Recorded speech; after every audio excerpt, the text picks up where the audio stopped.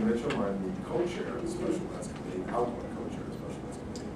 And again, I'd like to thank you all for being here this afternoon. I'm pleased to introduce this afternoon's speaker, who is Mark Wiggins. He's a motivational speaker, author, trainer, and internet talk show host. He's also a former basketball player at the University of Alabama in Huntsville. His accomplishments on and off the court were rewarded by being inducted to the UAH Hall of Honors. As a former athlete, Mark understands how important it is to prepare for the future. Mark's business background includes ownership of a Cookies by Design franchise store here in Washington, D.C., in the metropolitan area, president of the Franchise Owners Advertising Association, among other distinguished awards and accolades as a professional public speaker. So with that, we're honored and happy to present our speaker. Can you repeat again before we start? I'm sorry? I think that's fine. Okay. Okay. With that, I'd like to thank you all again, and please, Mark, come on up.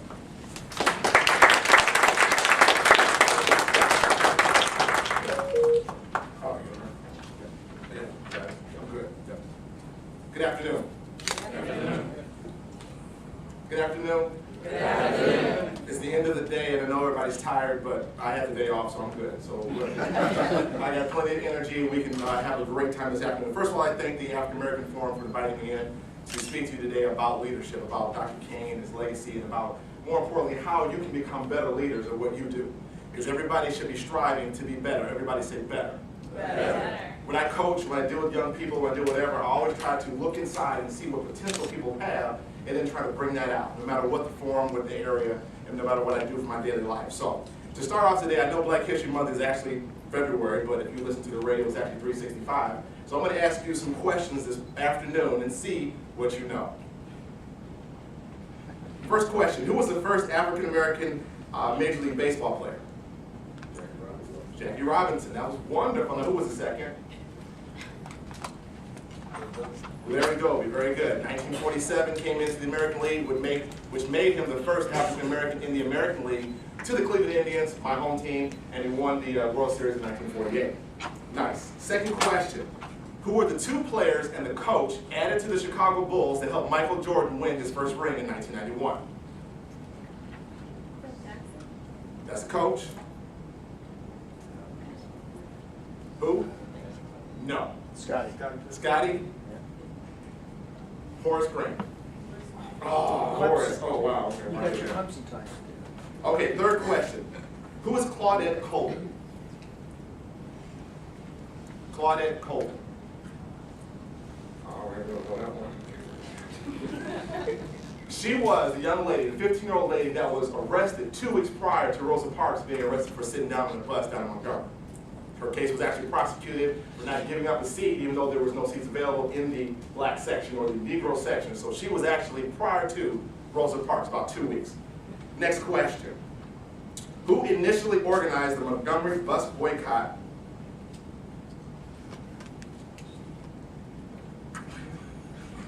Alrighty. Answer. Alabama State professor Joanne Robinson. She was also president of the Women's Political Council. And she started the process right after Claudette actually got arrested, making flyers and starting this groundswell for a one-day boycott of the buses in Montgomery. It would actually expand it out, as we know, a little bit longer than that. In her quest to try to get people involved, she started reaching out to the community to pass out flyers, to get everybody involved. So we know in the African-American community, especially back then, the de facto social leaders were who? Preachers and pastors, right? They ran the community. If you needed anything done, you would go to the pastors and say, we need some support. So she reached out and made a phone call and ran into Dr. King. Said, hey, we need some support. He offered the church. They met. Now, the funny part about this was when they got to the meeting, there were already splinter factions working out there who wanted to take the lead. We have the train porters organization. We've got the women's groups over here. We've got that. And they decided they needed a fresh face to deliver this message. Martin, what you doing? Martin accepted the challenge reluctantly and got up and delivered his first civil rights speech. Now, I went through all that to set the backdrop because oftentimes we get confused by leadership that it's always the person on top, that they're the ones who make things go and that nobody else is actually involved, and we know that's not true. Some people contend that Dr. King was a great leader. And I often wonder, well, was he really a great leader? Or what about about him made him be great. And that's what we're going to talk about today, is what makes people be great and how can you become a great leader. Now, I believe that if you're a leader, there are two major areas that can bring you into leadership or birth you into leadership. One is being called out of necessity, meaning there's a hole in the leadership structure and somebody needs to step up and take control. You may not want to do it. It may not be your suit, your power suit, but you recognize that if I don't do it or if it's not done, then the task will go off to the wayside. If you have children playing in the city league, Mama, they said we need 4 more coaches, what you doing? And you don't even know anything about basketball, you now step in out of necessity and coach basketball. I speak to organizations all over the country about sports culture, and I find that a lot of the people I speak to don't have any background. They did it because their children asked them to do it. I started coaching my daughter now because I was really excited about coaching girls basketball, and because they needed a coach. So out of necessity, sometimes we step into leadership positions and then we take over from there. The second way I think we're called into leadership is out of calling. Out of calling. And I know this is not the church, but I'm going to step over here for a hot second. I believe that everybody has a gift. Each and every one of you have been given a gifting or a talent that you are required to use. If you don't use this talent, I think it goes away. Opportunities don't go away, they usually just go to the one who's most prepared. So if you're not using your skills and your talents for what you're doing, you don't have any passion. And without passion, you have no power. So you really need passion for your purpose to have power for leadership. Listen to what Dr. King had to say. And just talking about coming out of calling. I neither started the protest nor suggested it. I simply responded to the call of the people for a spokesman. That was that first night in the church. Dr. King, we need somebody to deliver this with passion and power. Can you do it? And he stepped up. So there's 2 ways that I believe leaders are birthed. Again, out of necessity and out of calling. How are you a leader? What drew you into leadership, or what's holding you back from leadership? There's some questions I want you to ponder as we go through this, because I'm going to come back and ask you if you have these 2 things. So now we look at leadership, and we understand, I believe that leadership is a skill. And since it is a skill, it means it can be acquired, much like a left-handed dribble. And if you coach sports, you know that's the one thing most kids lack is a left hand.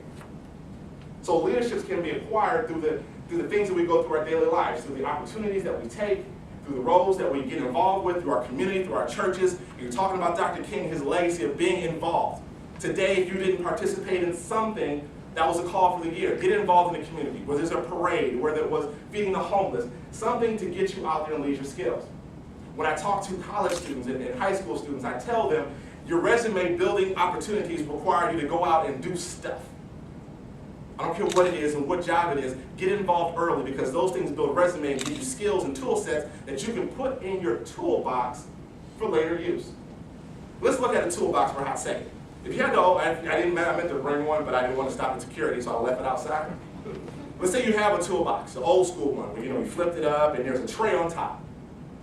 On the top of the toolbox are your usual tools. Screwdriver, Phillips head, ball peen, small ball peen hammer. But when you lift up the top of the toolbox, all the big tools and the special tools from the bottom, pipe cutter, bigger hammer, chisel, things that you need for the big jobs. So your whole time building as you move into leadership and waiting for opportunity should be adding tools to your toolbox. So let's look at leadership as the word, and I'm going to give you my definition. I wrote about this in my book, The Power of Leadership, how I view leadership and how you can make this work. We're going to actually move into you, the leader, being able to get results. The first part of the word is lead. Real simple, L-E-A-D. Lead, to show the way, to have vision, to be in charge, to be responsible for results. Wait right there. A lot of people don't want to have that last one, don't be responsible for the results. I'll be the leader of convenience. I'm going to take the project that I know is 100% lockdown, I got that one. I'm going to show up on bonus day. Yes, I did. I did a wonderful job. I'd like to thank all the small people who helped me, but there were none. I did it all myself. Nobody wants to take that. But leaders are required to have a vision. Without vision, nobody's going anywhere. Dr. King had the vision. He had the vision, and he also had a vehicle. The second portion of the word is the E-R. I want you to write this down. This is real important. Is a Swahili word which means balance. It means balance. Look at his position in the word between lead and ship. Right? Everybody got that down? Actually, it's not a Swahili word. It's something that is made up. Because it's just I mean, E-R. For real, what am I supposed to do with But the positioning of the word is actually kind of crucial. It is in the balance between the two words. So therefore, since I cannot define it, it resembles and reflects for me the intangibles. It's the things that are not in the job description. You know people that, look, it's not my job description, I'm not going to do it. Well, if you want to be a leader, I contend that's what you're going to have to do. It means getting involved, getting your hands dirty, doing things that nobody else is going to want to do, but is required of you as a leader. Dr. King understood that if I don't get out in front of this thing and go and do what I'm asking other people to do, people are not going to follow me. It meant going to jail. It meant being arrested. It meant all kinds of things, and watching his followers be arrested as well to prove and demonstrate what he was trying to get at. Nonviolence? Nobody was really feeling the nonviolence explanation, so we had to show them, wasn't in the job description, what that means. In my bills-paying job during the day as executive director over at T.E.A.M, I often have to descend down from my great office and come down to the store to help fold some shirts. Because I'm a leader. And because I know that if I don't get down and do these things myself, nobody's going to do it. It's inventory time. I hate inventory. That means I have to, again, come out of my office, come down with everybody else, and demonstrate. Because that's what leaders do. Because if I don't get my hands on it, if I don't see what the decisions were at the beginning of the year, then I won't know if it was a good decision or a bad decision or a bad investment. Then I need my hands on it. As a leader, I should not do anything that I don't require that I expect my followers to do. So leadership is one of those things that are intangible that you don't talk about, but a good leader is somebody that you know when you see. The last part of the letter is ship. Ship is a vessel used to move cargo, people, or an idea. Cargo, people, or an idea. You have something that you want to do. You have some place that you want to go. You need to chart a course. I'm not getting on any Royal Caribbean ship without our itinerary. We're going to leave today, 7 days, we're just going to wander around the sea and then come back. No, I need to know. We're going to Cancun, Cozumel, what? Where are we going? You need to know where you're going so you have an end destination and have an idea. So we put it all back together. The definition of leadership, it looks something like this. The act of taking charge, handling delicate balancing act of pushing, pulling, and working alongside others as you navigate your crew and her cargo to a common goal or destination. That is my vision of leadership. I need somebody to have a vision, do the intangibles, and help me get where I'm supposed to go. I need to see a leader who's going to step up and bring things out and do whatever. So if we look at Dr. King, he did those things. He had the vision. He got involved. He kind of helped people get where they want to go. He wasn't at all of the civil rights movement marches. He wasn't at all of them. There's no possible way. Some people got mad at Dr. King because they felt like he was shunning them because he didn't show up. But when he did show up, he elevated the event because of his presence, helped with the cause, and it was on to the next one. But he also taught them along the way how to do it themselves and how to have more power to do what you need to do. So again, as we look at leadership, how do you fall in that category? Do you have the vision? Do you have the passion? Do you have the power? What type of leader are you? That's usually a good question. If you want to do a self-assessment, what type of leader are you? When I was recruited for the University of Alabama, Huntsville, as I often tell young players now, these coaches sit in their office in your house, and they tell you what type of coach they are. I'm a running coach, I believe in defense, I'm on time, this, that, and the other. Now the question you need to ask is, well, are you looking at any other jobs, and will you be there more than 1 year? Like kidding. The questions have changed, but I need to know what the vision is of the coach, and more importantly, how do I fit in? Maybe I'm not the running gun player. Maybe I'm just a shooter, spot-up shooter. Maybe I don't belong in your offense or your defense, but I need to ask the question. So what type of leader are you? Dr. King was labeled as an authoritative type of leader. An authoritative leader means that he allowed people the space to develop and do what they needed to do. He had the vision, he had the ability to communicate it, but he allowed people to grow. If you think about a manager, somebody in your past, or maybe it's you, that those micromanaged type of people who don't let you breathe. You go to write down the period, no, it's a comma. Okay, do you want to do this, or do you want me to do this? When I had my cookie store, I was that type of manager because one of the issues I had was I didn't take any cookie business classes in college. I majored in psychology and communications. There was no cookie class anywhere. But yet still I decided to open a cookie store here in Northern Virginia. So the only thing I could fall back on was the ability to work hard. That meant being in the kitchen, making the cookies, doing the dough, doing the decorations, making the deliveries, answering the phone. All of those things, but I was working in my business, but not on my business, and I was not developing anybody to lead. Because if I were out of the picture, the business was going to struggle. Being authoritative means you have the vision, but you also give people the position and the ability to grow within inside of their own arena and do how they need to do because that's what you hired them for. Taking over as executive director over the T.E.A.M, I found it very, very difficult to be in charge. I know it's hard to believe. Well, I want to be in charge. Well, do you really? They said when I found out my former director was leaving, he said, Mark, you're going to be in charge in about 2 months. It was like June. For real? I sat at my desk, this is no story, 2 weeks looking for something to do. And I sat there. I said, maybe I need to just go down to the store and work and do this. And I did because that was comfortable for me. But what was happening is while I was working down in the business, nobody was working on the business. There was no vision. There was no meeting for next fiscal year. There was no development. There was no plan because that's what leaders are responsible for, the vision of where you want to go. So you want to make sure that you understand what type of leader you are and how you want to get people to move and do what they want them to do. Passion for purpose. Think back to some college professors. You know there were 2 types. The one everybody avoided and the one everybody wanted. But actually 3, there was Professor T.E.A.M. You know, they taught more classes than anybody in America. Nobody wanted the one professor that was really, really tough, but everybody wants the professor they thought was really, really easy. Case in point. At my university, there was a married couple called the Woolocks. There was Mr. Woolock and Mrs. Woolock. He taught communications theory and did a lot of writing, and I loved his class. And we were watching Star Wars, writing papers, and getting up and having a great day. His wife, though, was a psychologist. And so her class was a little bit more demanding, and nobody really wanted her. Her passion for the subject forced everybody to become better than what they walked in the door. If you made it through her class, you actually became better at what you did. Not saying that he was not good at what he did, but the passion was there, which draws people into what you want to do. So one question is, what type of passion do you have? What type of energy do you bring? One question I like to ask is, when you walk in the room, are you the type of person that infuses the room with your energy and your power and your confidence? Or are you the one that sucks the life out of it and everybody, I wish they would hurry up and leave? Who are you? Because that's going to determine what kind of leader that you are. So as we can move forward and we talk about these types of situations and the cultures, we want to create an action model to do these things. You need to have passion for your power, passion for your purpose. That's going to give you the ability to move forward. Dr. T.E.A.M believed there was 4 attributes. There's more, but there's 4 highlight attributes I want to bring out tonight that a leader must have in order to be good. Number 1, you need to articulate the values and beliefs. You need to educate. Number 2, you need to build enthusiasm or encourage others. 3, you need to take action for achievement, setting goals. And number 4, inspire people to take action.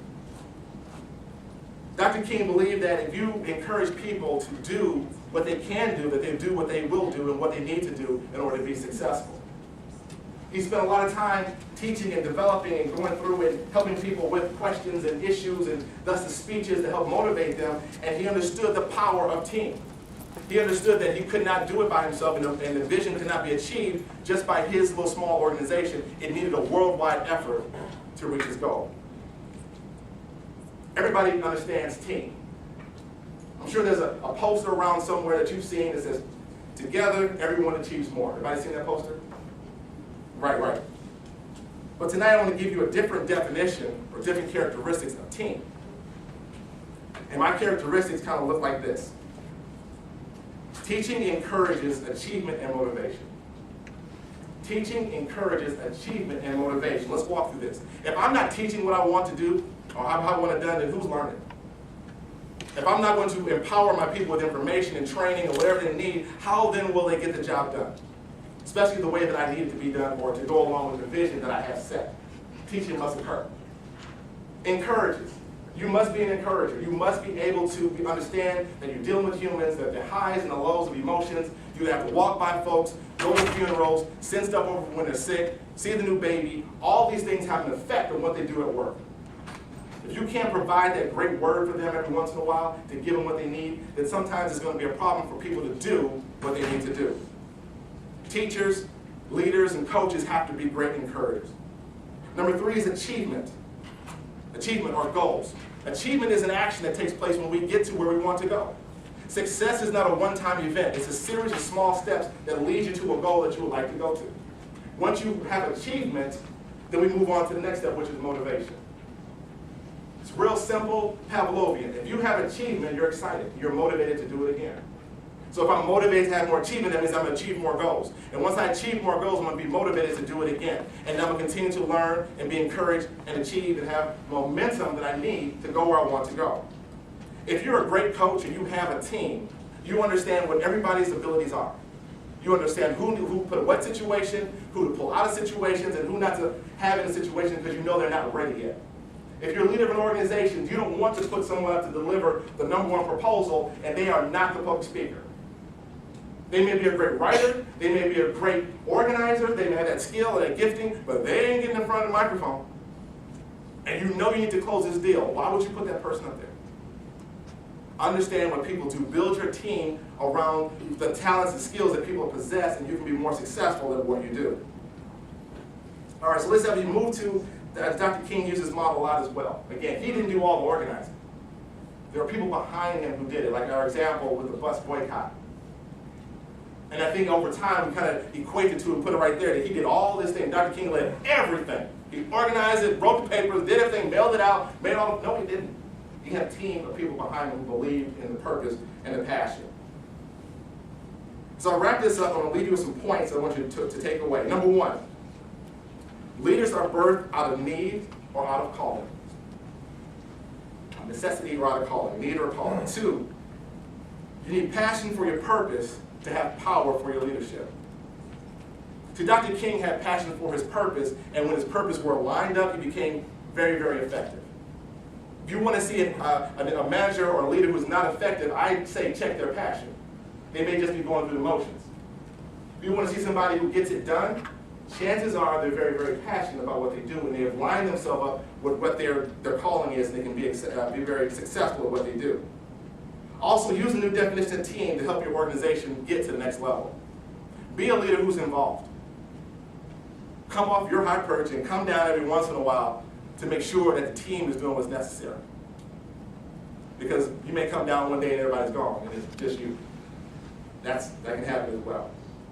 So my call to action tonight is really to help you move from the bench to the starting line of life. That's what I talk about. That's my mantra. Get off the bench. Get involved. There are plenty of opportunities for you to lead and to learn and to be successful at what you want to do.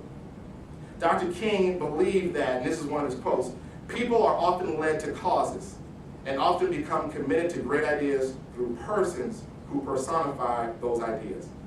They have to find the embodiment of the idea in flesh and in blood in order to commit themselves to it. Translation: you don't have any passion, you have no followers. You don't have any passion and power for leadership, you're just average. You're just a space filler. I hope that everyone tonight, as we look at Dr. King's legacy, understands that he had a reason and a calling for what he did. It was bigger than anything anybody could ever believe. It was worldwide. He was so committed to his passion, his belief, that he could stand up and says, it doesn't matter anymore. It doesn't matter anymore. I've been to the mountaintop, I've looked on the other side, and I know what's coming. It doesn't matter anymore. That's passion for the purpose. That's passion for the purpose. And not only do you have that passion, do you have the purpose? Because if you do, I believe that you can be a more effective leader, that you can be a powerful leader, and you can achieve the results that you would like to have. My time is up. My name is Mark Wiggins. Thank you very much.